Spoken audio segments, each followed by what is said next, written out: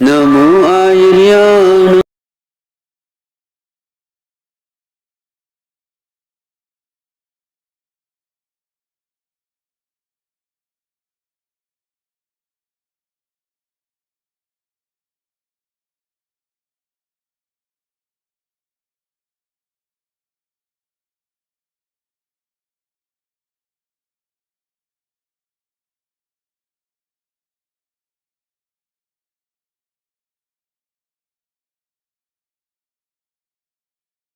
साहुरम ऐसो पंच नमोकारो सव पावपनाशम मंगलाणं च सर्वेषु परमं भवै मंगलम।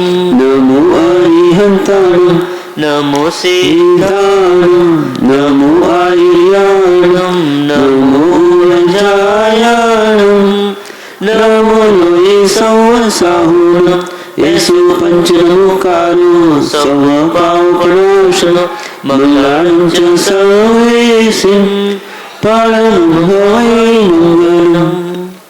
ध्यान के आसन में बैठे, पद्मासन, अर्ध पद्मासन, सुखासन, किसी भी आसन।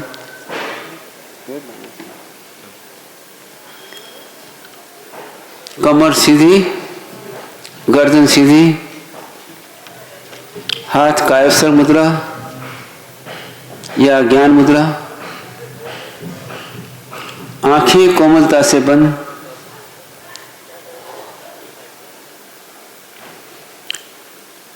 श्वास धीमे धीमे लें और धीमे धीमे छोड़ें।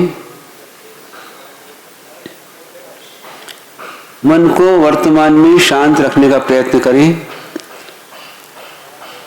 महसूस करें वर्तमान में मैं उपजान में हूँ, सामायिक में हूँ, मेरा किसी से कोई संबंध नहीं है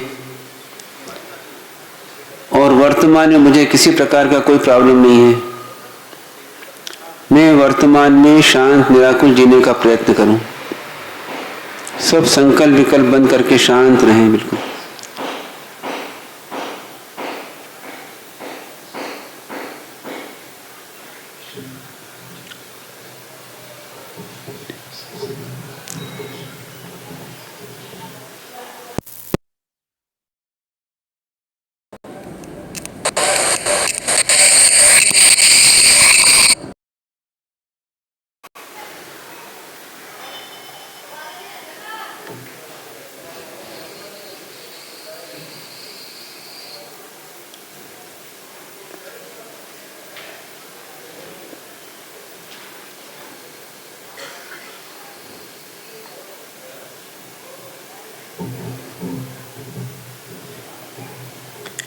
मन को वर्तमान में शांत रखने का प्रयत्न करें। महसूस करें हम उपजान में हैं, हमारा किसी से कोई संबंध नहीं है। किसी प्रकार के विकल्प न करें, शांत रहने का प्रयत्न करें।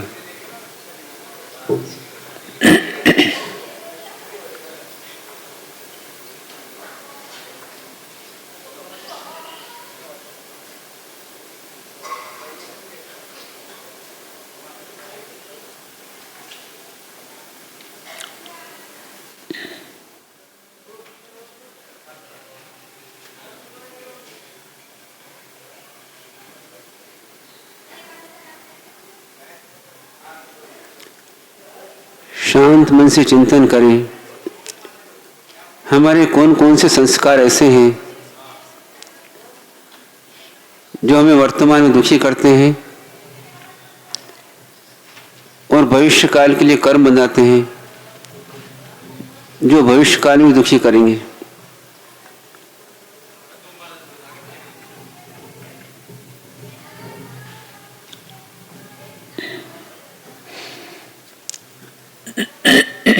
आहार के संस्कार, भय के संस्कार,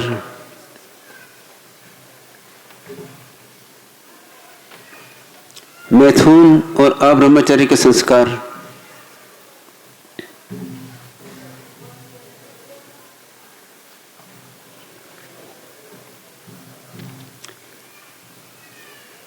परिग्रह के संस्कार,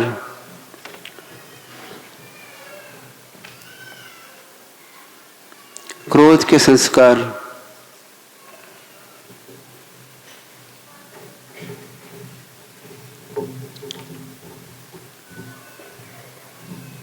मान के संस्कार, ईगो, मान, अहंकार,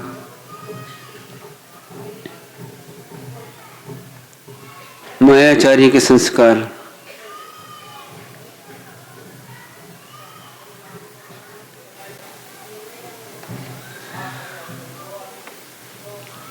लोभ के संस्कार,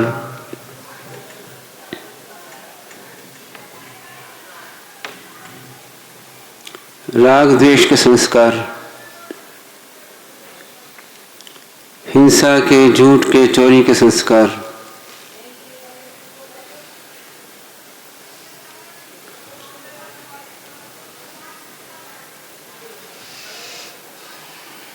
शोक के, भय के संस्कार, मोह के संस्कार,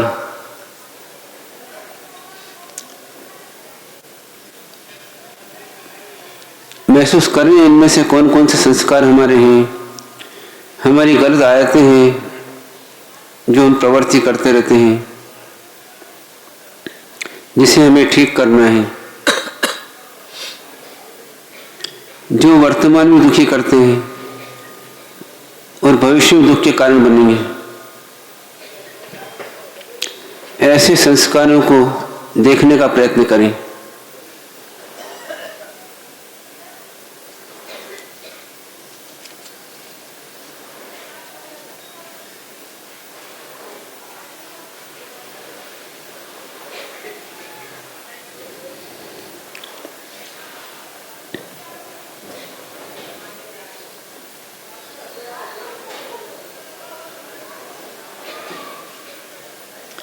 इन सब के लिए दिन रात प्रयत्न करते रहते हैं, इनकी पूर्ति के लिए।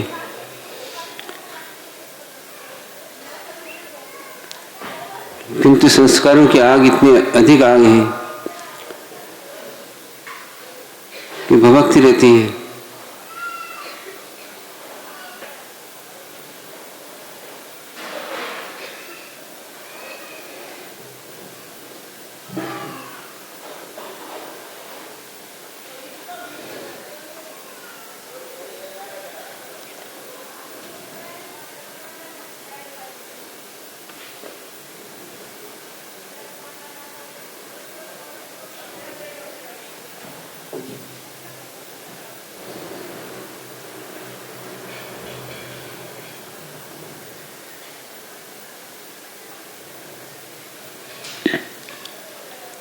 गहरी एकाग्रता से चिंतन करें, अपने बुरे संस्कारों को देखें।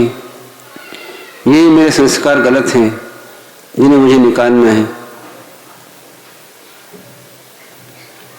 यदि इस जन्म में नहीं निकालूंगा या नहीं निकालूंगी तो मेरे कई जन्म बर्बाद हो जाएंगे।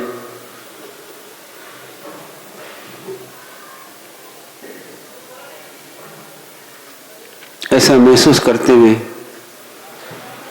चिंतन करें।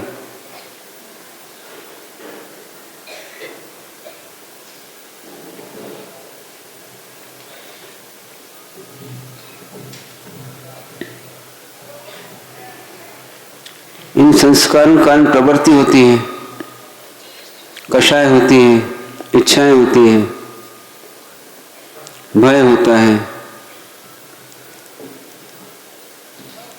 उसके कारण कर्म बनते हैं।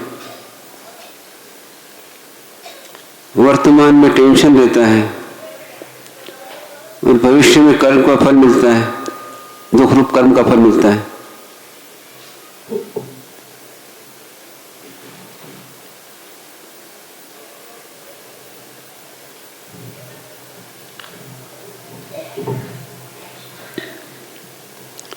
इन संस्कारों के कारण से इच्छाएं पैदा होती हैं। इच्छा पूर्ति का टेंशन रहता है हमेशा। नहीं पूर्ति होती तो और टेंशन बढ़ जाता है। उसके लिए क्रोध मान आदि करते हैं, कषाय करते हैं।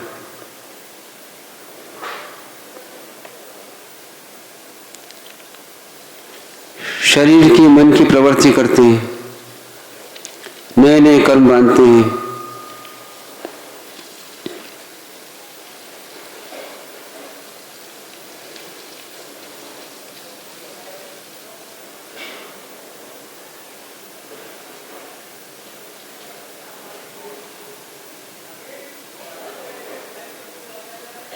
ऐसे संस्कारों को शांत करें, हटाएं, निवृत्त हों इन संस्कारों से।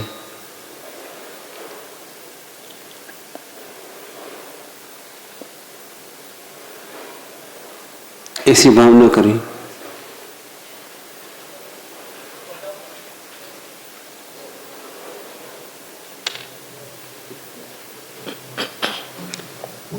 ओम शांति शांति शांति। नमो अरिहंताणं, नमो सिद्धाणं, नमो आयर्याणं, नमो उवज्जायाणं, नमो लोये संवसाहुरं, एसो पंचनमुकारो सौपापनाशं, मंगलानं च सर्वेषां, परमं हवै मंगलम्।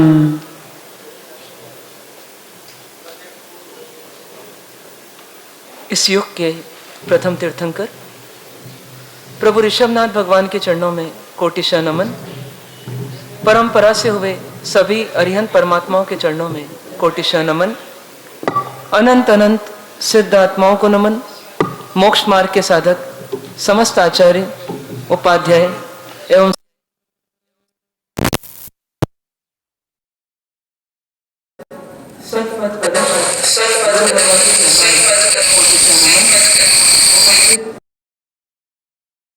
आदरणीय साध्वी जी महाराज सब, धर्म प्रेमी बंधुओं, माताओं एवं बहनों,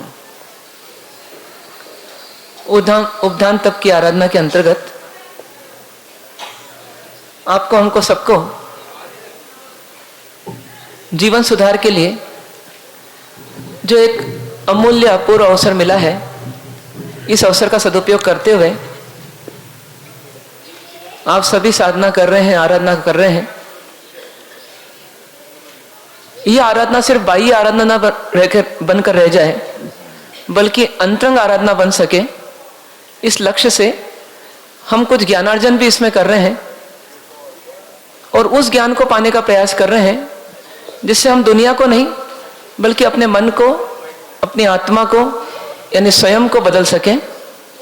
और उसी लक्ष्य से एक विषय चल रहा है 16 संज्ञाओं का। संज्ञा यानी तीव्र अभिलाषाएं, तीव्र इच्छाएं, जो इस जन्म से ही नहीं बल्कि जन्मों जन्म से हमारे साथ चली आ रही है। और वास्तव में वो सिर्फ चेतन मन में ही नहीं बल्कि अवचेतन मन से भी और नीचे अचेतन मन तक पहुंच चुकी है। अचेतन मन मतलब यानी अनकॉन्शियस माइंड। और इसीलिए वो हमको समझ में भी नहीं आती, लेकिन उन्हीं का रूप बदल बदल करके हमारे जीवन के प्रसंगों में हमें दिखाई देता है। जैसे लोभ संज्ञा लेकर के हम पिछले भाव से यहां आए, तो पिछले भाव की लोभ की आइटम को सब वहीं छोड़कर आए। यदि घोड़े थे तो घास चाहते थे, बंदर थे तो अमरूद चाहते थे, लेकिन वो सब चाहते हैं वहीं छूट गई। पर यहां आते से ही संज्ञा ने भीतर से दबाव उत्पन्न किया और बाहर इच्छा उत्पन्न हो गई। इच्छा का रूप दिखाई दिया कि बच्चा दूध चाहता है, सिर्फ मां से दूध चाहता है, लेकिन ये दूध पाना चाहता है, ये एक इच्छा के रूप में दिखाई दिया। पर इसके पीछे संज्ञा काम कर रही थी, आहार संज्ञा। घोड़े के भाव में घास खाता था और बंदर के भाव में अमरूद चाहता था। मनुष्य के भाव में अब दूध पीना चाहता है। रूप बदल दिया उस संज्ञा ने, लेकिन वो संज्ञा वहीं की वहीं रही, वो संज्ञा कंटिन्यू हो गई। ऐसी तीव्र अभिलाषाएं जो अपना रूप बदलती रहती है और नए नए रूप में हमारे सामने प्रस्तुत होती रहती है, हम समझ नहीं पाते हैं उसको, और हम इसीलिए संज्ञाओं के शिकार हमेशा बनते रहते हैं। जैसे एक कोई ठग हो और वो पुलिस पकड़ना चाहती है उसे, लेकिन वो कभी विग लगा ले, कभी दाढ़ी पहन ले, कभी मूंछ पहन ले, कभी बाल बदल दे, कभी कपड़े बदल दे, समझ में नहीं आता, तो पुलिस को चकमा देकर के वो भागता रहता है। उसी प्रकार से ये संज्ञाएं जो हमारे अंदर ही रहती है, हमारी पकड़ में नहीं आती। जैसे एक सिंपल सा क्वेश्चन है आप लोगों से कि बचपन में नादानीवश, मूर्खतावश बहुत सारी गलत आदतें आपकी थी या नहीं थी बचपन में? जैसे जैसे जैसे छोटा सा खिलौना रहता था, कभी मेरा एरोप्लेन, मेरी कार, उसको लेकर के आप भाई बहन झगड़ लेते थे, होता था ऐसा? कितनी बार झगड़े होंगे? अनेकों बार। कभी कभी रेती में खेले होंगे, तो मेरा मकान तेरा मकान, तेरा मकान अलग कर, मेरा मकान अलग करूंगा, उसको लेके भी झगड़े हुए होंगे। मेरे मकान में तूने क्यों, मेरी बाउंड्री वॉल में कैसे आ गया तू? कई व्यापार या लूडो या इस प्रकार के गेम्स खेले होंगे, तो नकली नोटों के लिए भी लड़े होंगे, ठीक है? अब देखिए वो कैसी चीज थी? बचपना था कि नहीं था? था बचपना। पागलपन था कि नहीं? वो था पागलपन। अभी आपसे कोई बोले कि ऐसी गलत हरकत करो, करोगे आप? व्यापार गेम्स खेलो, है ना, नकली नोटों को आदान प्रदान करो, मैंने टाटा नगर खरीद लिया, मैंने जयपुर खरीद लिया, मैंने रायपुर खरीद लिया। अब कोई करेगा ऐसा आप में से? नहीं करेगा। बताइए, सब कर रहे हैं? बिल्कुल यही बात थी कि आपको लगता है कि मैंने उन गलत आदतों को, उन बचकानी हरकतों को छोड़ दिया। आपने छोड़ा नहीं है। पहले आप रेती के मकान के लिए लड़ते थे, अब बड़े होने के बाद आप ईंट, सीमेंट, कंक्रीट के मकानों के लिए भाई भाई लड़ते हो। पहले आप वो प्लास्टिक की कार के लिए लड़ते थे कि ये मेरी कार है, और अभी बाहर कोई स्क्रैच लगा दे तो उससे लड़ लेते हो आपकी कार के लिए। अंतर कुछ नहीं पड़ा, अंतर कुछ नहीं पड़ा। इसलिए कभी कभी क्या बोलते हैं कुछ विचारक कि मन अभी भी क्या है? बच्चा ही है। उम्र 80 की हो गई लेकिन बच्चा 8 साल का भी नहीं हुआ, मतलब मन 8 साल का भी नहीं हुआ। ऐसा क्यों? कौन नहीं होने दे रहा? कौन नहीं होने दे रहा? वो संज्ञा दिखती नहीं है, वो तो अदृश्य है, लेकिन वो रूप बदल बदल करके हमारे सामने आती रहती है, और हमको लगता है देखो मैंने इतनी चीजें छोड़ दी, इतनी मूर्खता मैंने हटा दी, लेकिन हमें पता नहीं पड़ता मैं वर्तमान में फिर नई मूर्खता ओढ़ रहा हूं। हम लोगों में से कईयों ने आलू छोड़ दिया और किसको पकड़ लिया? केला पकड़ लिया। संज्ञा नहीं छोड़ी, संज्ञा पर नियंत्रण नहीं हुआ है, आइटम चेंज हो गया है, आइटम चेंज हो गया है। ये ठंड में जितने कपड़े दिख रहे हैं ना, जब गर्मी आएगी आप इन सब का त्याग कर दोगे, लेकिन फिर आपके नए नए कुर्ते पजामे, बिल्कुल एकदम लाइट ड्रेसेस ना, वो सब निकल जाएंगे। फिर बारिश में कुछ और निकल जाएगा। तो आपने त्याग कर दिया कि नहीं करा? करा कुछ नहीं, कोठी में रख लिया है। फिर ठंड आएगी फिर पहनेंगे उसको। बस उसी प्रकार से हम अपनी संज्ञाओं को तो कोठी में रखते हैं, और बाहर जो अपनी अलमारी में इच्छाओं को रखते हैं, वो इच्छाएं बदलते रहते हैं। हमको लगता है देखो मैंने इतना कम कर दिया। श्रीमद् राजचंद्र जी ने बहुत अच्छी बात कही है कि अनंत पदार्थों के प्रति अल्प राग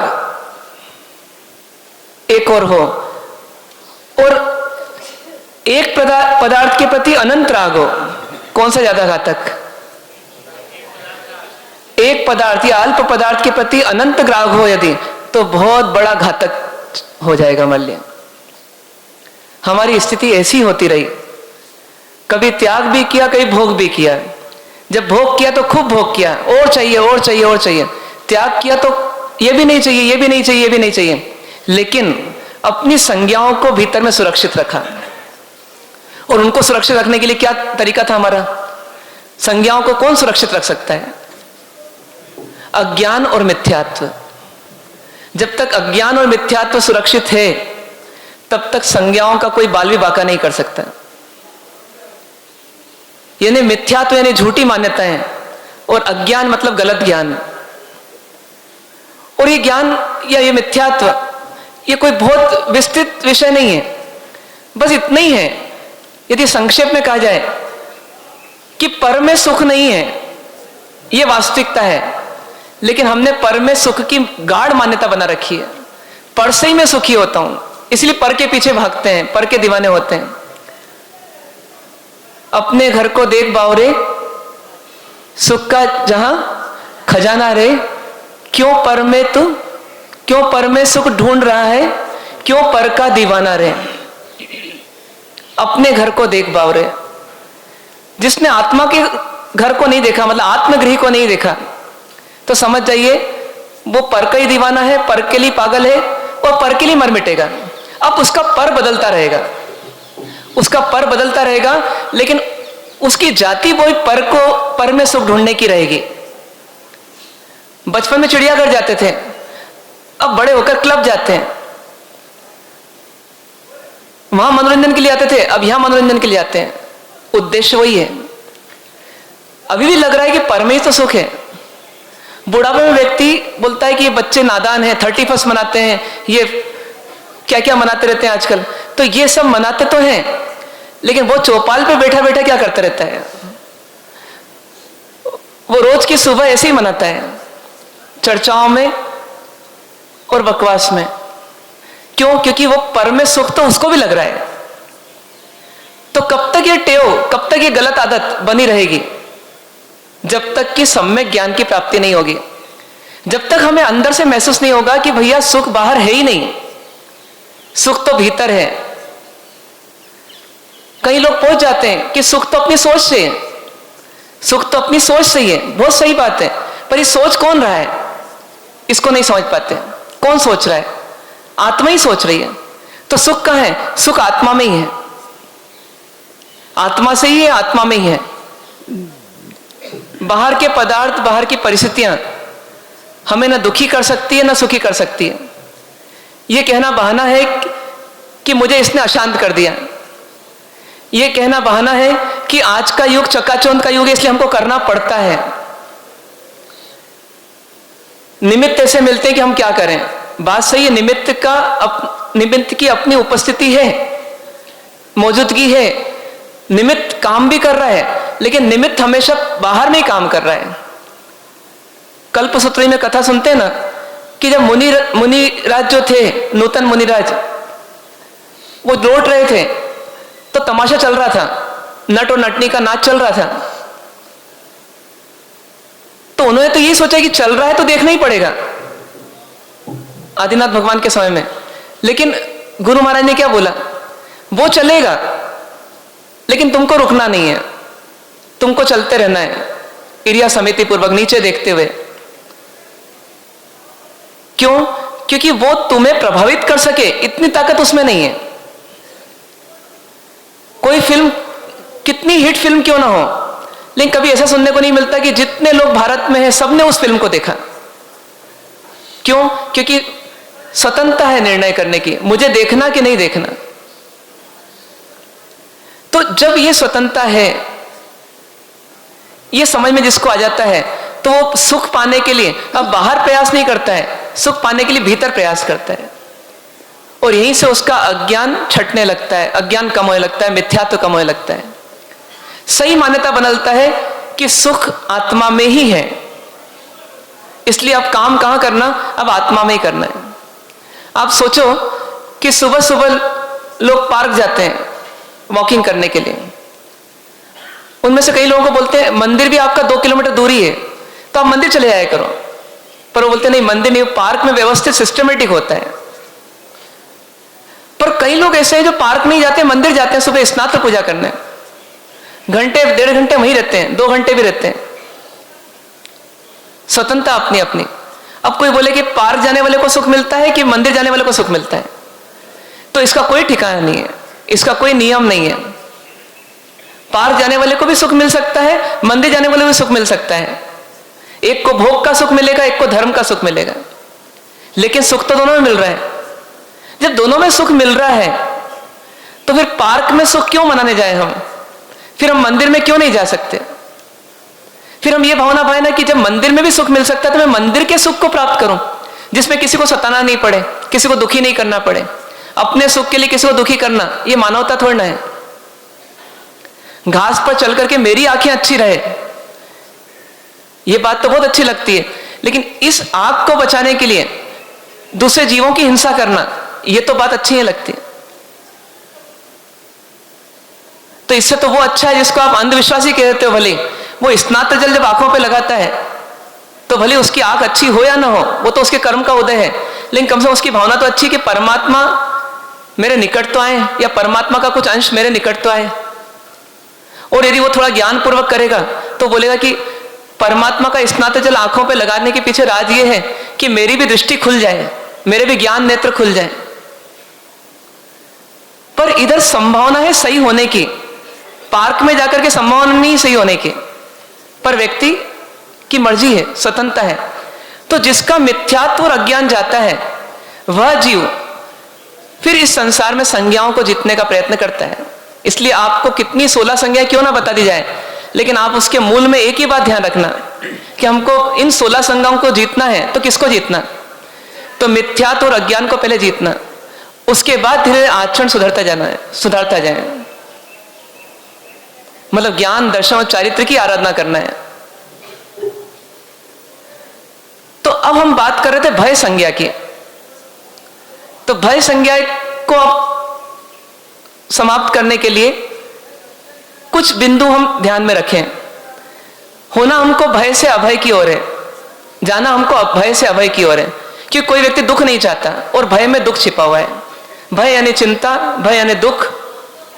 इसलिए मुझे दुखी नहीं होना है तो मुझे भयभीत नहीं होना। अब भयभीत नहीं होने के लिए क्या करना? भयभीत नहीं होने के लिए क्या करना? तो एक बहुत आसान तरीका है भयभीत नहीं होने के लिए। क्या करो? दूसरे को भयभीत कर दो, दूसरे को भयभीत कर दो। अच्छा बताइए, जो दूसरे पर क्रोध करता है, आवेश में आता है, वो भयभीत रहता है कि निर्भय रहता है? निर्भय रहता है ना, वो तो तभी तो दूसरे पर क्रोध करता है। आप नोट करके रख ले माइंड में कि जब भी व्यक्ति आवेश में आता है, आवेग में आता है, उत्तेजना में आता है, माहौल बनाता है, हंगामा करता है, धा धू करता है, समझ जाइए उससे वो भयभीत है, वो भयभीत है अभी। लेकिन वो भय के साथ माया जुड़ गई है और माया के साथ वे क्रोध जुड़ गया है। तो माया क्या कर रही? भय को निकलने नहीं दे रही बाहर, और क्रोध क्या कर रहा है? ये दिखाने की कोशिश कर रहा है कि मैं माया भी नहीं कर रहा हूं, मैं भयभीत हुई नहीं। जो व्यक्ति इतनी चिल्लाचोट करता है, समझ जाइए उसका भय उतना ही अधिक है। ये किससे देखने को मिलता है, कैसे पता पड़ता है अपने को ऐसा? तो परमात्मा से। बस परमात्मा के पास ना अस्त्र है ना शस्त्र है, निर्जन वन है, हिंसक जानवरों से युक्त है, रात को 1 सेकंड जिसमें कोई टिक नहीं सकता। उस समय हमारे परमात्मा जब साधक अवस्था में रहते हैं तो कैसे रहते हैं? क्या बोलते हैं अपन उनके लिए? हे गुरुवर शाश्वत सुख दर्शक, यह मुनि स्वरूप तुम्हारा है, जग की नश्वरता का सच्चा दर्शन करने वाला है। हे गुरुवर शाश्वत सुख दर्शक, यह मुनि स्वरूप तुम्हारा है, जग की नश्वरता का सच्चा दिग्दर्शन करने वाला है। इसके आगे क्या बोलते हैं? जब जग विषयों में रच पच कर गाफिल निद्रा में सोता हो, अथवा वह शिव के विषकंटक पथ में निष्कंटक बोता हो अर्ध निशा का सन्नाटा, वन में वनचारी चरते हो, तब शांत निराकुल मानस तुम तत्वों का चिंतन करते हो। करते तपशैल नदी तट पर, तरुतल वर्षा की झड़ियों में, समता रस पान किया करते, सुख दुख दोनों ही घड़ियों में। कितना सुंदर स्वरूप है मुनि का कि मुक्त होने वाली आत्मा जब भवन में रहती है तो ये भावों से वन में ही रहती है। गृहस्थ अवस्था में उनका वनवास शुरू हो जाता है मानो। तो जब मुनि अवस्था आती है तो निकल पड़ते हैं, फिर वो अकेले हो या भीड़ में हो कोई अंतर नहीं पड़ता, दिन में हो कि रात में हो कोई अंतर नहीं पड़ता, कोई सेवा करने वाला हो या ना हो कोई अंतर नहीं पड़ता। कैसी स्थिति है?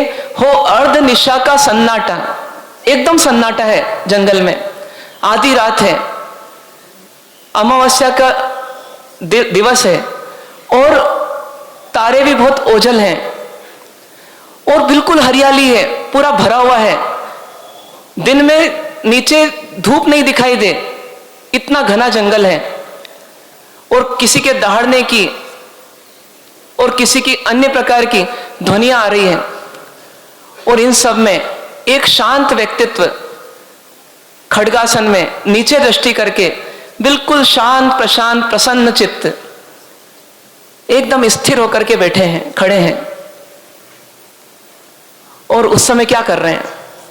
बोलते हैं कि हो अर्ध निशा का सन्नाटा, वन में वनचारी चढ़ते हो, तब शांत निराकुल मानस तुम तत्वों का चिंतन करते हो। क्या मजा है उनका, क्या आनंद है उनका। हूं तो आत्मा छू, जड़ शरीर नहीं, ये शरीर नश्वर है, मैं अविनाशी हूं। इन भावों में जीते हुए आनंद में है। मैं परिपूर्ण आत्मा हूं, मैं भगवान आत्मा हूं, मैं शुद्ध आत्मा हूं। कर्म मेरे आत्मा का कुछ नहीं बिगाड़ सकते, परिस्थितियां मेरी आत्मा को कुछ नहीं बिगाड़ सकती, कोई उपसर्ग या परिसर मेरा कुछ बिगाड़ नहीं सकता, ठंड गर्मी बरसात प्रकृति मेरा कुछ नहीं बिगाड़ सकती। क्या आनंद होगा उनका, सोचिए। वो आनंद उनकी शांत दशा से झलकता है। और इस बीच में कोई सांप भी आ गया, कोई शेर भी आ गया तो आग की पुतली नहीं हिले, इतनी स्थिरता है। आग की पुतली नहीं हिले, इतनी स्थिरता है। ये क्या है? ये भय का रूप है कि अभय का रूप है? ये अभय का वास्तविक रूप है। निर्भीक है वो। और सोचिए कि उनके पास आकर के दुर्जन भयभीत हो जाते हैं, हिंसक जानवर भी अपनी आक्रामकता छोड़ देते हैं, सांप और नेवला पास में आ जाते हैं, इतनी शीतलता है उनके चरणों में। सोचिए, ये है अभय का रूप। ये किससे मिला? ये किससे मिला? ये वैराग्य की देन थी। वैराग्य आया, राग घटा तो अभय अपने आप हो गए। कल देखा था ना अपन ने, वैराग्यम एव अभयम। वैराग्य ही अभय का रूप है। तो यदि ये हमारा भी आते जाएगा तो हम क्या होते जाएंगे? हम वैरागी हो या नहीं हो वो हमको नहीं कहलवाना, लेकिन हमको अभय होना है, भयभीत नहीं रहना। लेकिन जो व्यक्ति लड़ता है, झगड़ता है, चिल्ला चोट करता है, वो वास्तव में उसको क्यों करना पड़ रहा है? ये सब क्यों करना पड़ रहा है? क्योंकि वो भयभीत है। कभी कोई हमको कुछ कहता है, हम क्यों सफाई देते हैं? एकदम से सफाई देते देते मिर्च मसाले लगा करके उसकी नहीं होने वाली गलती में भी गलती बता देते हैं, दोषारोपण कर देते हैं। क्यों? क्यों? क्योंकि अनंत काल में यही किया। कोई हमसे लड़ने आया तो हमने डबल तैयारी करके उससे लड़ लिया। तो कोई हमारी गलती बताए, हमको भयभीत करे, उसके पहले तो क्या कर दो, उसको भयभीत कर दो। होता है ऐसा कि नहीं होता? लेकिन ये स्वयं भयभीत है व्यक्तित्व, वो अभय नहीं है। अभी एक मालिक आकर के चिल्लाता है दुकान पर, चिल्ला चोट करता है, नौकर मस्ती में थे, वो भी अब सन्नाटे में आ जाते हैं। क्यों? क्यों आ जाते हैं? क्योंकि उसने उनको भय का निमित्त बना और वो भयभीत हो गए। पर ये स्वयं भी तो भय के निमित्त से गुजर रहा है। ये इसको क्या भय है? इसको ग्राहकी नहीं होने का भय है, इसको इमेज खराब हो जाने का भय है, इसको अपनी क्रेडिट खराब होने का भय है, इसको पैसा जाने का भय है बिना काम से मजदूरों के लिए, नौकरों के लिए, उसका भय है। अपनी प्रेस्टीज, अपना स्टेटस कम हो जाए उसके भय से ग्रस्त होकर के फिर क्या कर रहा है, क्रोध कर रहा है, आवेश में आ रहा है। फिर वो नौकर बोल दे कभी कि सेठ इतना चिल्लाते हो, हिसाब कर दो मेरा, फिर भयभीत हो जाएगा वापस। अब भय का पहलू बदल गया, संज्ञा वही रही। अभी भय धन के लिए था, अब किसके लिए हो गया, अब व्यक्ति के लिए हो गया। तो अब क्या बोलता है, नहीं मेरा आशय ऐसा नहीं है, मैं तो तुझे सिर्फ सुधार रहा हूं, बस तेरे को बता रहा हूं आगे से मत करना ऐसा, बाकी कोई बात नहीं, तू रुक आराम से, कोई दिक्कत नहीं है। अब माया का रूप लेकर के भय ने क्या करा, पेतरे बदल दिए गिरगिट के रंग की तरह। ये ऐसी हमारी अंदर की भय की स्थिति को हम पहचाने, कितने भयभीत रहते हैं अपन, कितने भयभीत रहते हैं। रिजर्वेशन कितने महीने पहले करवाना, यहां आने का नहीं, यहां से जाने का। लोगों ने बिना पूछे 18 तारीख का ही रिजर्वेशन करवा लिया, 18 को छुट्टी थोड़ा मिलने वाली है, पर भय है कि कहीं महाराज साहब रोक नहीं ले, कोई क्रिया बच नहीं जाए, फटाफट निकलेंगे, अपना नाम हो जाएगा, पहला उपदान हो गया अपना, बस और क्या चाहिए अपने को। भय चलता है। रिजर्वेशन आरएसी में है, प्रॉब्लम तो नहीं कुछ, खड़े खड़े जाना पड़ेगा, नहीं खड़े खड़े तो नहीं जाना पड़ेगा, फिर भी भयभीत है कि लेट के नहीं जाने को मिलेगा, दिक्कत नहीं हो जाए। सोचिए, आपका नौकर आपसे ज्यादा अभय है, उसको आप बोलो कभी कि भैया अभी तेरे को शाम को है ना बॉम्बे जाना है परचेस करने के लिए, छोटा मोटा नौकर है, वो बस इतना ही बोलेगा अटैची लेने घर चले जाऊं क्या, बोले तेरे को बिठा देंगे जनरल डब्बे में, तू पहुंच जाएगा बॉम्बे, उसको कॉन्फिडेंस रहता है मैं पहुंच जाऊंगा। अब अपने में से कितने लोग थर्ड क्लास से सेकंड क्लास, सेकंड क्लास से फर्स्ट क्लास, फर्स्ट क्लास से एसी फर्स्ट क्लास, सब में आ गए। अब आप सोचिए कि वापस थर्ड क्लास में जाना है, कॉमन डब्बे में जाना है, थर्ड क्लास नहीं, कॉमन डब्बे में जाना है, जा सकते हैं? क्यों? क्योंकि अब आपको भय हो गया, उसका भी, उसका भय हो गया, जिस चीज को छोड़ दिया उसका ही भय चल रहा है, जबकि बहुत प्रैक्टिस की होगी पहले। तो ये ऐसे हम भयभीत होके जीते रहते हैं। क्या करना? क्रोध, आवेश इसका सॉल्यूशन नहीं है, दूसरे को भयभीत करना इसका सॉल्यूशन नहीं है। फिर क्या किया जाए? अपन कुछ पॉइंट्स बनाते हैं। पहला तो भय से मुक्त होने के लिए क्या करना, तो आत्मविश्वास बढ़ाना, आत्मविश्वास बढ़ाना। मैं जी सकता हूं,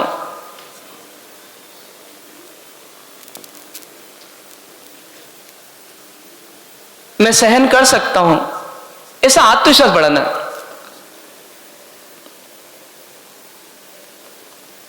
जैसे मेघ कुमार जी आए भगवान महावीर के पास वापस जाने के लिए, लेकिन भगवान महावीर से मिलकर के उनका क्या बढ़ गया? आत्मविश्वास बढ़ गया। मैं जी सकता हूं इसी रूप में, इसी मुनि अवस्था में जी सकता हूं। छेल्ला साधु बनकर के, आखिरी साधु बनकर के, आखिरी जगह सो करके मैं रात निकाल सकता हूं, क्या दिक्कत है? जैसे अभी आप लोगों ने उपधान किया, तो उपधान पहले हुआ कि आत्मविश्वास पहले हुआ? आत्मविश्वास पहले आया। कोई घर से पकड़ के ही लाया आपको, आपका आत्मविश्वास खुद खींच के लाया। तो जी ये आत्मविश्वास यदि उपवास को कंट्रोल, मतलब आहार को कंट्रोल कर सकता है, तो यही आत्मविश्वास हर चीज में हमारे काम आ सकता है। मूल योग्यता तो है।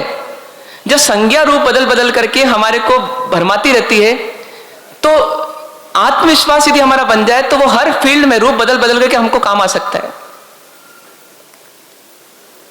कभी कभी आपने देखा होगा, किसी बहन का पति मर गया, असमय मर गया, पूरी जवाबदारी जो घर की संभालती थी अब उसको दुकान की भी संभालना है। एक बहन का जिक्र नाम से तो नहीं कर सकते, लेकिन उसके जीवन में घटना क्या घटी, पति की डेथ हो गई, थोड़ा व्यापार के नाम पर लोन लिया हुआ था, वो लोन भी चुकाना था, मकान बेचना नहीं था लेकिन लोन चुकाना था, बच्चे ही बड़े हो रहे थे, और ऐसा सब करते करते वो संघर्ष कर रही थी, करते करते क्या हुआ, उसको कैंसर हो गया। कैंसर का इलाज करवाने कौन जाए? कैंसर का इलाज करते हुए व्यापार कौन करे? बच्चों का लालन पालन कौन करे? लेकिन उस बहन की पॉजिटिविटी बहुत है, उस बहन की पॉजिटिविटी बहुत है। उस पॉजिटिविटी के बल पर उसका कैंसर चला गया, मतलब इलाज हो गया, व्यापार चल रहा है, और धीरे बेटा बड़ा हो रहा है, बेटी बड़ी हो रही है, धीरे व्यापार में सहयोग दे रहे हैं। सब चीजें जो अपसेट हो गई थी वो वापस क्या हो गई, धीरे सेटिंग होती जा रही है। किसके बल पर? पुण्य तो उसको नहीं पता था कितना मेरा है और कितना पाप का उदय है। हाँ, पाप का उदय दिख जरूर रहा था, पुण्य का उदय अवेटेड था, प्रतीक्षित था, वो आएगा, संभावना थी। लेकिन उसका आत्मविश्वास क्या बोल रहा था कि मुझे जो हाल है उसी में जीना है, जो है उसमें जीना है। यह आत्मविश्वास मजबूत होना चाहिए। आपने देखा कि 100% मार्क्स लाने वाला विद्यार्थी कभी कभी इंटरव्यू में फेल हो जाता है। क्यों हो जाता है? आत्मविश्वास गिर गया। ऐसा नहीं कि मेरा नहीं गिरता, लेकिन गिरना नहीं चाहिए, गिरना नहीं चाहिए। गिरता है उस समय अपन वास्तव में सत्वहीन हो जाते हैं। पुरुष भी भले ही क्यों ना हो, लेकिन हम नपुंसक हो जाते हैं एक तरह से। क्यों? क्योंकि आत्मविश्वास के बिना व्यक्ति व्यक्ति नहीं है, वो मुर्दा है फिर। तो आत्मविश्वास कैसा होना चाहिए? मजबूत होना चाहिए। और आत्मविश्वास को मजबूत बनाने के लिए क्या करना? नेगेटिव नहीं सोचना। क्या सोचना? पॉजिटिव सोचना। नेगेटिव नहीं सोचना, पॉजिटिव सोचना। ये दूसरा पॉइंट भी ले सकते हैं आप कि हम अधिक से अधिक समय क्या करेंगे? पॉजिटिव सोचेंगे। नेगेटिविटी आ भी गई पूर्व संस्कारवश, तो उसको रोक करके वापस पॉजिटिविटी बढ़ाएंगे। एक बहन अभी उपदान करते करते जाने वाली थी 2 दिन पहले। ऊपर सीढ़ी चढ़ते चढ़ते भी ऊपर पहुंच गई क्रिया के लिए, लेकिन अंदर का आत्मविश्वास कुछ और था। तो रात में तबीयत बिगड़ी, लेकिन सुबह आत्मविश्वास ने कहा नहीं, इतना किया तो और पूरा करेंगे। तो घर वाले आए, उनको मना कर दिया। किसके बल पर? आत्मविश्वास के बल पर, पॉजिटिव सोच करके। कितने लोग दूसरे तीसरे उपवास के बाद चले गए हैं? क्यों चले गए? सबको प्रॉब्लम थी ऐसा नहीं था, पर अधिकांश में आत्मविश्वास की कमी रहती है, इसलिए प्रॉब्लम होती है। तो इसलिए आत्मविश्वास मजबूत बनाना चाहिए। अब आत्मविश्वास मजबूत बनाने के लिए क्या करना? तो पॉजिटिविटी बढ़ाना, नेगेटिविटी घटाना। पॉजिटिविटी बढ़ाना मतलब क्या? हर चीज अच्छी अच्छी सोचना, ऐसा नहीं है, ऐसा नहीं है। आप बुरा सोचो, बुरा क्या हो सकता है ये भी सोचो, लेकिन उसका टेंशन मत पालो। टेंशन में कन्वर्ट नहीं होना चाहिए आपका चिंतन। यदि चिंतन चिंता का रूप ले रही है तो फिर वो टेंशन बन जाएगा। और चिंतन में भले ही आप नकारात्मक पक्ष भी देख रहे हैं तो वो तो सावधानी बन जाएगी। कोई बोले मेरे को पॉजिटिव बनना है तो मैं 11,000 वोल्ट के वायर को टच कर लूंगा, केबल को छू लूंगा, तो ऐसा नहीं है, ये पागलपन है। मैं दूसरी मंजिल से कूद जाऊंगा तो ये पागलपन है। आपको पक्ष नकारात्मक भी देखना है, सकारात्मक भी देखना है, लेकिन नकारात्मक पक्ष देख देख करके सकारात्मक पक्ष को अनदेखा नहीं करना, और नकारात्मक पक्षों को देख देख करके बिना सॉल्यूशन निकाले समस्याओं में ही नहीं उतर जाना, डूब जाना। नेगेटिव पक्ष दिखता है तो उसका फिर क्या समाधान निकल सकता है ये सोचना है। 2 ऑप्शन है, समाधान है या समाधान नहीं है। ये समाधान है तो फिर नकारात्मक पक्ष से डरने की बात नहीं है, और समाधान है ही नहीं तो फिर उस कार्य को करने की बात ही नहीं है, और कार्य करना ही होगा तो अब जो होगा वो स्वीकार ही है, क्योंकि कोई समाधान नहीं है। यदि किसी को सर्दी जुकाम हो गया, समाधान है तो इलाज करवा लें, समाधान है ही नहीं, कैंसर हो गया है, 4th स्टेज का है, भैया समाधि कर ले, लेकिन भयभीत मत हो, भयभीत मत हो। जा रहा है शरीर, जाने दो, अपन नहीं मरने वाले हैं। आत्मविश्वास क्यों गिराना? हर समय पॉजिटिव सोचना। बहू ले आए, जो सोच के लाए ले आए, किसी कारणवश नहीं जमा, क्या करना? समाधान निकालें, काउंसलिंग करें, कुछ कम कर सकते हैं, अपने आग्रह कम कर दें, बहू से अपेक्षाएं कम कर दें। नहीं कर सकते, ऐसी स्थिति की हो नहीं सकता, कोई बात नहीं, शांति से ही बिना टेंशन पाले लोग क्या कहेंगे ये सोचे बिना क्या कर लें, समाधान निकाल लें, भाई अलग हो जाओ, लेकिन टेंशन नहीं पालेंगे, भयभीत नहीं होंगे, क्योंकि चिंता कब भय का रूप लेगी पता नहीं। व्यक्ति कभी कभी आवेश में एक शब्द बोल जाता है, फिर जिंदगी भर उसके लिए भयभीत भी रहता है, वो शब्द ओपन नहीं हो जाए, वो शब्द का कुछ इफेक्ट मेरे को गलत नहीं मिल जाए। भैया जो है उसमें क्या सॉल्यूशन निकाल सकते हो निकाल लो, अब सॉल्यूशन है ही नहीं तो फिर समस्या को एक्सेप्ट कर लो। ठंड रोक नहीं सकते अपन, तो अपन समाधान निकाला कि भाई कामली पहन लेंगे, पर ठंड को रोक सकते होते तो रोक लेते। और अब कामली पहनने के बाद में भी ठंड नहीं रुके तो क्या करना। कई लोग क्या करते हैं, कई साधु साध्वी, कि ठंड बहुत लगती है तो सोते हैं तो शरीर फैल जाता है, ठंड बहुत लग रही है, क्या करो, बैठ जाओ और कायोत्सर्ग करो, और कोई सॉल्यूशन नहीं है। तो हमेशा सॉल्यूशन मिलेगा जरूरी नहीं है, लेकिन टेंशन लेस तो हमेशा रहना है। सॉल्यूशन हमेशा नहीं मिलेगा, लेकिन टेंशन लेस हमेशा रह सकते हैं। मैना सुंदरी के पास एक समस्या थी कि पति को कोढ़ रोग है, उस समय उसके पास कोई सॉल्यूशन नहीं था, उसको नहीं पता था पुण्य का जबरदस्त उदय आने वाला है। उसने क्या किया, एक्सेप्ट कर लिया। अब एक्सेप्ट करके मन शांत रहा तो आराधना हुई, आराधना हुई तो पुण्य हुआ, पुण्य हुआ तो वापस क्या हो गया, वो कोढ़ रोग दूर चला गया। तो आर्त ध्यान करना, भयभीत रहना, दुखी रहना, ये सॉल्यूशन नहीं है। और थर्ड स्टेप में चले अपन, एक वाक्य जम जाए यदि तो हमारे जीवन का सूत्र बन सकता है कि बिगड़ के क्या बिगड़ जाएगा। कितनी भय की परिस्थिति क्यों ना हो, हम एक चीज की तैयारी करें कि इसमें अधिक से अधिक क्या नुकसान हो जाएगा, बस जो नुकसान हो जाएगा उसको एक्सेप्ट कर लें। एक डॉक्टर साहब स्वाध्याय कर रहे थे, स्वाध्याय करते करते फोन आया घर से, स्वाध्याय एंडिंग में था, फोन आया, रात के लगभग 10 बजी थी। बात की उन्होंने, ऐसा लगा कि उनको बुलाया है, पूछा क्या बात है, बोले मेरी मम्मी सीरियस है। आपकी मम्मी सीरियस है, तो कुछ बात वैरागी की चल रही थी, तो अभी मोह तो नहीं आएगा आपको या ऐसी कुछ बात हुई। बोले बिल्कुल नहीं मार साहब। क्यों? बोले मम्मी की तबीयत अभी खराब है, ये बात निश्चित है, लेकिन मैंने 5 साल पहले मैंने एक दृश्य देख लिया, उस दृश्य को मैंने पक्का कर लिया। जब मैंने प्रवचनों में सुना कि जिसका संयोग होता है उसका वियोग होता ही है, तो मैंने मम्मी का भी तय कर लिया कि एक दिन इनका वियोग होना है। तो जैसे मैं दूसरे पेशेंट्स को बिल्कुल लाइट होके देखता हूं, ऐसी जब जब मम्मी की तबीयत खराब होती है मैं लाइट होके ही देखता हूं, और अभी भी मैं लाइट होके ही जा रहा हूं, और शायद मैं लाइट रहूंगा तो मम्मी का ज्यादा अच्छा इलाज कर पाऊंगा। तो इसलिए मैं बिल्कुल लाइट होके जा रहा हूं। मैंने मम्मी को अर्थी पे चढ़ा हुआ देख लिया, क्या बोलते हैं वो, मैंने मम्मी को अर्थी पर चढ़ा हुआ देख लिया है। अब मेरे लिए कोई दृश्य नया नहीं है, जो होगा वो मुझे एक्सेप्ट है, लेकिन जब तक मम्मी है तब तक मैं अपना कर्तव्य निभाता रहूंगा। इसलिए हमारा साहब मैं जा रहा हूं। क्या हुआ, बिगड़ के क्या बिगड़ जाएगा, सबसे अधिक से अधिक क्या नुकसान हो जाएगा। आपको पता पड़ा कि आपके गोडाउन में आग लग गई, आप फायर ब्रिगेड को पहले बुलाओगे कि पहले अपने मन को ठंडा करोगे? बस यही गलती है, पहले मन को ठंडा तो कर लो, उसकी आग फायर ब्रिगेड वाले नहीं बुझा पाएंगे। और मन ठंडा कैसे होगा, बस एक ही तरीके से। कैसे?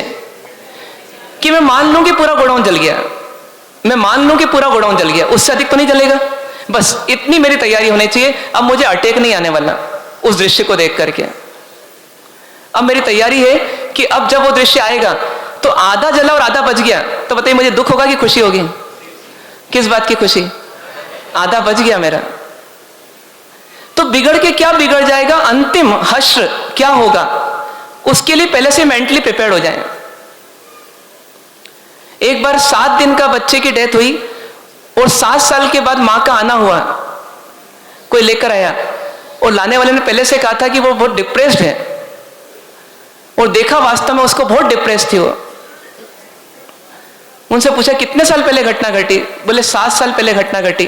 कितने दिन का बच्चा था? 7 दिन का बच्चा था, डेथ हो गई थी, उसका सदमा अंदर रह गया।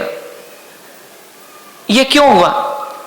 ये भय ही शोक का कारण बनता है बाद में। पहले भय के रूप में आता है, जब काम बिगड़ जाता है तो फिर उसका शोक चलता रहता है। पहले उसको बहुत भय होगा। अब आप उसकी साइकोलॉजी पकड़ें, पिछले 7 साल की तो उसने अपने चेहरे से बता दी, लेकिन उसके पहले की उसकी साइकोलॉजी क्या होगी? जब गर्भ में बच्चा होगा तब वो एक ही चिंता कर रही होगी कि मेरा बच्चा जन्मेगा कि नहीं जन्मेगा, जिएगा कि नहीं जिएगा, कहीं ऐसा ना हो जाए, कहीं वैसा ना हो जाए। बहुत सेंसिटिव होगी वो, जो आजकल आमतौर पे सभी रहते हैं, सिर्फ बच्चे के मामले में नहीं, हर चीज के मामले में। तो वो जितनी ज्यादा सेंसिटिविटी है, समझ जाइए हम उतने भयभीत हैं। और जितने ज्यादा भयभीत हैं, यदि परिस्थिति विपरीत आ गई उदयवश, कर्म के उदयवश, फिर क्या होगा? फिर उसका शोक चलेगा। तो हम इसी में नाचते रहेंगे हमेशा, पहले भयभीत रहेंगे, फिर बाद में शोकग्रस्त रहेंगे। तो फिर जिंदगी में खुश कब रहेंगे? खुश रहना है तो क्या करो? पहले शोक को मिटाना कि पहले भय को मिटाना? पहले भय को मिटाना, पहले भय को मिटाना। भविष्य की बड़ी बड़ी कल्पनाएं नहीं करना। कल्पना करना बड़ा आसान है, जब पूरी नहीं होती है, पूरी नहीं होने की संभावना होती है तो बहुत भय सताता है, और भय सताता है फिर हमको दुखी कर देता है। किसी व्यक्ति ने मकान बनाना तो शुरू नहीं किया, लेकिन मकान की इनॉग्रेशन की डेट डिक्लेयर कर दी और कार्ड बांट दिया। अब बताइए वो बाकी समय किस में रहेगा? 1 साल बाद की डेट दी भले, लेकिन वो 1 साल तक किस में रहेगा? टेंशन में रहेगा। ऐसा पागलपन आप करेंगे? करते ही हैं, रोज रोज करते हैं। अरे बेटी की सगाई हुई, फिर क्या तय कर देते हैं? उसकी शादी। उसके बाद क्या करते हैं? उसके बाद शादी की तैयारी शुरू करते हैं। तो किस में करते हैं फिर अपन? टेंशन में करते हैं। तो आप सोचिए, ये भय जो है इससे मुक्त होना है हमारे को, भयभीत नहीं रहना। कई बार बोलते हैं ये बनिए बहुत भयभीत रहते हैं। बनिए तो किसके पुत्र हैं? क्षत्रियों के पुत्र हैं, राजपुत्र हैं। ये भयभीत क्यों रहेंगे? भले आज पेशा बनिए का है, लेकिन खून किसका है? लेकिन फिर भयभीत क्यों रहते हैं? तो या तो कभी हम लड़ते नहीं इसलिए लगता है भयभीत हैं, तो वो तो उनकी गलतफहमी हो गई। लेकिन यदि हम चिंताग्रस्त रहते हैं, परिग्रह का भय बहुत चलता है हमारे को, यदि वो चिंता से हम ग्रस्त हैं तो फिर हम भयभीत हैं, और भयभीत हैं तो फिर हम वीर के पुत्र नहीं हैं। फिर भगवान महावीर और हमारे में संबंध नहीं है। भगवान महावीर ने जब वर्षिदान दिया होगा तो बताइए क्या होंगे तब वर्षिदान दिया होगा? निर्भीक होंगे तो वर्षिदान देगा व्यक्ति, कि भयभीत होगा तो वर्षिदान देगा? उन्हें वर्षिदान इसलिए दिया होगा कि सबको वर्षिदान बांट दो, जिससे अपन जब विचरण करें यहां पर तो सब अपने काम आए, इसलिए दिया होगा ना। इसलिए नहीं दिया, फिर किस लिए दिया? इसके बिना मैं जी सकता हूं, मेरे को कोई भय नहीं है, मुझे कोई भय नहीं है, मैं इन सत्ता, सामग्री, साधन, इनके बिना जी सकता हूं। उसी भाव को भीतर में संजो करके बाहर से क्या होता गया? वर्षिदान होता चला गया। क्या बोलते थे कि जिसको जो मांगना है मांग ले। इसका इनडायरेक्टली क्या था? कि मुझे कुछ नहीं चाहिए, जिसको जो मांगना है मांग ले, वो मिलेगा उसको। ये घोषणा होती थी रोज वर्षिदान में। इसका मतलब इनडायरेक्टली भगवान क्या बोलते थे? मुझे इनकी आवश्यकता नहीं है। जब अपन ट्रेन से उतरते हैं ना, तो अपन किसी आने वाले यात्री को बहुत शिष्टाचार के साथ कहते हैं कि भाई साहब आप बैठ जाइए। आप अभी तक तो नहीं बोल सकते थे, लेकिन उतरने का समय आ गया तो क्या बोलते हैं? भाई साहब बैठ जाइए। कब बोला अपन ने बैठ जाइए? जब अपन ने तय कर लिया मुझे सीट की आवश्यकता अब नहीं है। तो ऐसे ही यदि हम जिन साधनों पर निर्भर हैं, वही भोगे रोग भयम कुले च्युति भयम, ये भोग, कुल, वित्त, ये सब जो चीजें हैं, इन चीजों पर जब तक हमारी निर्भरता बहुत ज्यादा है, डिपेंडेंसी बहुत ज्यादा है, तब तक हम भयभीत रहेंगे। जब इन साधनों के बिना जीना सीख लिया, हमको कोई भय नहीं। आज दूध वाला नहीं आएगा, भय किसको ज्यादा सताएगा? चाय वाले को ज्यादा सताएगा, और वो भी चाय वाला जो जिसकी हैबिट बन चुकी है। दूध वाले को इतनी दिक्कत नहीं जो दूध पीता है, क्यों? क्योंकि उसके बिना जी लेगा, लेकिन चाय वाला उसके बिना नहीं जी पाएगा। मतलब क्या हुआ? आपने भय के लिए चाय को अपने जीवन से जोड़ लिया, किसी ने पापड़ को जोड़ लिया, किसी ने मिठाई को जोड़ लिया, किसी ने नमकीन को जोड़ लिया, किसी ने मेकअप को जोड़ लिया, किसी ने गाड़ी को जोड़ लिया, किसी ने ड्राइवर को जोड़ लिया, किसी ने काम वाली बाइक को जोड़ लिया, किसी ने बड़ा मकान जोड़ लिया, किसी ने कोई प्लॉट खरीद लिया, किसी ने कोई फार्म हाउस बनवा लिया। ये सब क्या कर रखे हैं हमने? ये भय के अड्डे बना रखे हैं। यहां से क्या पैदा होता है? यहां भय पैदा होता है। तो जिसको कछु ना चाहिए ते शाहन का शाह। सुखी कौन है, शाहनशाह कौन है वास्तव में? बोले कुछ नहीं चाहिए मुझे। अब कुछ नहीं चाहिए तक पहुंचने के लिए हमें क्या करना पड़ेगा? ये अणुव्रत और ये महाव्रत क्या है? ये निर्भीक बनाने की प्रोसेस है, ये स्टेप्स हैं। अणुव्रत मतलब क्या? मर्यादित जिंदगी। मर्यादित जिंदगी कोई बंधन नहीं है, पर हमारा फ्रीडम है कि अब बची हुई सामग्रियों से मैं क्या हो गया? मुक्त हो गया। जिन चीजों को मैंने छोड़ दिया उनके बंधनों से मैं मुक्त हो गया। दुनिया अलग दृष्टिकोण से देखती है, वो बोलती है कि इतने में ही जीना पड़ेगा, और भगवान कहते हैं कि इतने में ही काम चल जाएगा, बाकी चीजों की डिपेंडेंसी खत्म हो गई। तो सोच सोच में अंतर है। पर कुल मिलाकर के जिसको निर्भीक रहना है उसे क्या करना पड़ेगा? उसे ये तय करना पड़ेगा कि मुझे ये जो चाहिए है इसको कम करना है। और यही तो वैराग्य है वास्तव में। वैराग्य मतलब राग से विपरीत चलना। दुनिया राग का पोषण कर रही है, पर यदि आपको अभय होना है तो आपको वैराग्य का पोषण करना पड़ेगा जिंदगी में। एक मिठाई परोसगारी वाला करने नहीं आया, और यदि हम चाहते हैं वो आए, वो मिठाई आए, समझिए हम उससे बंधे हुए हैं, हम उस पर डिपेंडेंट हैं, तो जब जब वो नहीं मिलेगी तब तक भय आएगा। परोसगारी करने वाला आ भी गया, लेकिन वो पहले नंबर से चालू हुआ, हमारी नजरें बार बार उसको देख रही है, क्यों? बीच में से पलट नहीं जाए। तो क्यों पलटने का भय है? क्योंकि हमारे को वो चीज चाहिए। क्या ऐसा हो सकता है कि आंख नीचे ही रहे जब मिठाई निकले? तो बताइए, वो पूछेगा ना, उसको गरज होगी तो, उसको पुण्य कमाना है तो वो पूछेगा। मैं क्यों नजर उठा करके उसकी ओर देखूं कि वो मेरे को देखे और मेरे से पूछे और फिर मैं लूं, जिससे मेरे मान की भी पूर्ति हो जाए और मेरे लोभ की भी पूर्ति हो जाए। पर ये कब होगा? जब वस्तु पर डिपेंडेंसी कम होगी, ऐसे व्यक्ति पर डिपेंडेंसी कम होगी, तब काम होगा। तो जिसको भय कम करना है अपनी जिंदगी में, उसको राग कम करना पड़ेगा। और क्या करना पड़ेगा? एक मूल सूत्र बार बार अपन चिंतन करते हैं, कर्म सापेक्ष चिंतन हो। कर्म सापेक्ष चिंतन मतलब क्या? कि जो आज मिला है वो पुराने कर्म का उदय है, तो जो आगे होने वाला है वो मेरे पुनः कर्म के उदय के रूप में आएगा। जब कर्म के उदय के रूप में आएगा तो मैं उसकी चिंता क्यों करूं? यदि कोई माँ जो है या पिताजी जो हैं वो चिंता कर रहे हैं मेरा बेटा गोरा होगा कि काला होगा, तो उनकी चिंता करने से वो काले से गोरा हो जाएगा? फिर कौन तय करेगा उसको? कौन तय करेगा कि वो काला होगा कि गोरा होगा? उसका कर्म ही करेगा। जब उसको इंसान बनाने वाला उसका कर्म है, तो उसकी जिंदगी चलाने वाला कौन है? तो फिर उसके भविष्य की चिंता जो चलती है हमारी, वो क्या है? वो बिना काम का कर्म है हमारा, कर्म बंधन की प्रक्रिया है वो। क्या करना? कुछ भविष्य की चीजों को भाग्य पर छोड़ दें। वर्तमान में पुरुषार्थ करें, लेकिन भविष्य को किस पर छोड़ दें? भाग्य और नियति पर छोड़ दें। वर्तमान में पुरुषार्थ करें, करना है तो, लेकिन भविष्य को किस पर छोड़ दें? भाग्य और नियति पर छोड़ दें। भगवान महावीर के बारे में कहा जाता है कि अप्रतिबद्ध विहारी थे। अप्रतिबद्ध विहारी मतलब क्या? द्रव्य क्षेत्र ने काल भाव प्रतिबंध वर्ण विचर वो उदयाधीन पण वीत लोभ जो।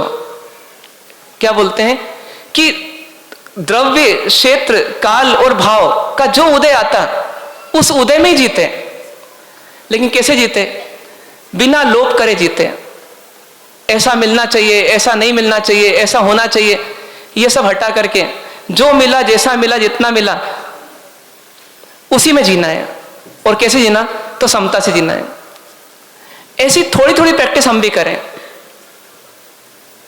तो क्या फॉर्मूला बनेगा कि वर्तमान में पुरुषार्थ करें, लेकिन भविष्य की चिंता जब सताती है तो कर्म और नियति पर उसको छोड़ने का प्रयास करें। और जब भी प्लानिंग करें, यदि करना पड़े तो करें, लेकिन प्लानिंग को क्या माने कि ये मात्र एक एस्टिमेशन है, एक अनुमान है। Pre estimation about the future is planning. Planning कुछ नहीं है, एक फोरकास्टिंग है, बस पूर्वानुमान है, बस कि क्या होना चाहिए, क्या होने की संभावना है, लेकिन वो होगा ही इसकी कोई गारंटी नहीं है। तो भविष्य की प्लानिंग करें, लेकिन प्लानिंग से बंधे नहीं। लड़की की शादी 23 साल की उम्र में हो जाना चाहिए मान लीजिए, तो ये प्लानिंग हो सकती है आपकी, लेकिन 23 साल की उम्र में हो ही जाएगी, फिर कब होगी? 24 में? कब होगी? 25 में? 26 में? 22 में? जब होना होगी तभी होगी। फिर आप क्या बनोगे उसमें? आप निमित्त बनोगे। तो निमित्त के रूप में रहो, अपने अधिकार का उल्लंघन मत करो। निमित्त तक का अपना पहुंचे तो निमित्त तक बन जाओ, पर उसके कर्ता मत बनो। मैं कर ही लूंगा ऐसा मत मानो कि मेरे हाथ में नहीं है। सुर सुंदरी को ससुराल तक पहुंचाने की क्षमता प्रजापाल में नहीं थी क्या? तो नहीं थी, वास्तव में ससुराल तक नहीं पहुंचा पाए, बीच में ही रुकना पड़ा। तो आप सोचिए कि जो चीज हमारे हाथ में नहीं है उसके भी कर्ता बन करके उसका ही भय पालते रहते हैं हम। मैं 1 साल में मकान खड़ा कर दूंगा, टेस्ट लाने के लिए अच्छी बात है, जोश लाने के लिए अच्छी बात है, लेकिन मान के क्या चलना? व्यवहार से बोलना है बोल दो, लेकिन निश्चय से क्या मानो? भैया मेरे हाथ में कुछ नहीं है। एक सीमेंट का ही सप्लाई बंद हो गया तो मैं क्या कर लूंगा? छड़ी आना बंद हो गई, मैं क्या कर लूंगा? इंजीनियर मर गया, मैं क्या कर लूंगा? मजदूर भाग गए, मैं क्या कर लूंगा? कोरोना आ गया, मैं क्या कर लूंगा? मेरे हाथ में नहीं है, तो मैं उसके पहले से इच्छा ही उतनी नहीं करूं कि फिर मुझे बाद में भयभीत रहना पड़े। इसे नेता लोग बहुत अच्छी बात बोलते हैं। क्या बोलते हैं वो लोग? कि हम देख रहे थे, देख रहे हैं, और हम क्या करते रहेंगे? बस। तो वो तो दृष्टा हो जाएंगे धीरे धीरे, और हम कर्ता हो जाएंगे धीरे धीरे। क्या करना? चिंतन करना अपने को कि अपन इस अभय के चक्रव्यूह से बाहर आए। और अंतिम सूत्र बस वो बार बार रिपीट होता है कि मैं कौन हूं? मैं आत्मा हूं। ये शरीर का भय, ये परिस्थितियों का भय, ये किसी भी चीज का भय निकालने के लिए हमें क्या करना? अपने आप को अपने सही अस्तित्व से मिला देना। अपना सही अस्तित्व क्या है? कि मैं आत्मा हूं। आत्मा का कोई बाल भी बाका नहीं कर सकता, इसीलिए मुझे घबराने की कोई बात ही नहीं है, भयभीत होने की कोई बात नहीं है। बाहर की परिस्थिति कर्म से आ रही है, नियति से आ रही है, और आत्मा का कोई कुछ बिगाड़ नहीं सकता, और मैं आत्मा ही हूं। बस इतनी चीजों को जो मानता रहेगा, जानता रहेगा और जीता रहेगा, उसके जीवन से अभय जाता रहेगा, भय जाता रहेगा और अभय हो जाएगा, आता रहेगा। तो ऐसा प्रयास आप हम सब करें कि भय से अभय की इस यात्रा में आगे बढ़ें। ओम शांति शांति शांति। सहजानंदे शुद्ध स्वरूपी हो अविनाशी आत्म स्वरूपी, देह मरे छे हो नथी मरतो, हो अविनाशी आत्म स्वरूपी, सहजानंदे शुद्ध स्वरूपी हो अविनाशी आत्म स्वरूपी, देह मरे छे हो नथी मरतो, हो अविनाशी आत्म स्वरूपी, सहजानंदी शुद्ध स्वरूपी हो अविनाशी आत्म स्वरूपी, देह मरे छे हो नथी मरतो, हूँ अविनाश आत्म स्वरूपी।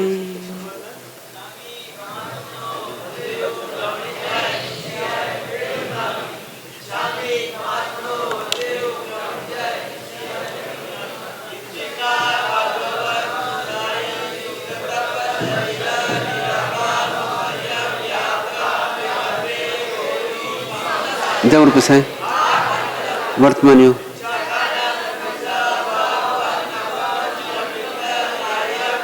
खामे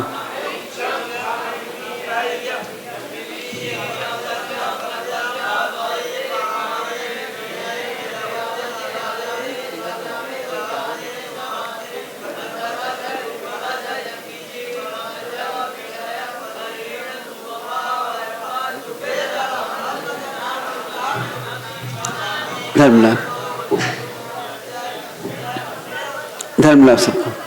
सर्व मंगल मंगल सर्व कल्याण कारणम प्रधानम सर्वधर्मनम जैनम जयति शासनम धर्म इच्छा भी खमाशनो वंदे जावनी जाय निश्चय मथ्य दाई इच्छा कारण संदेश में चेतन करूँ इच्छा बाय गोड़ी जय न करें।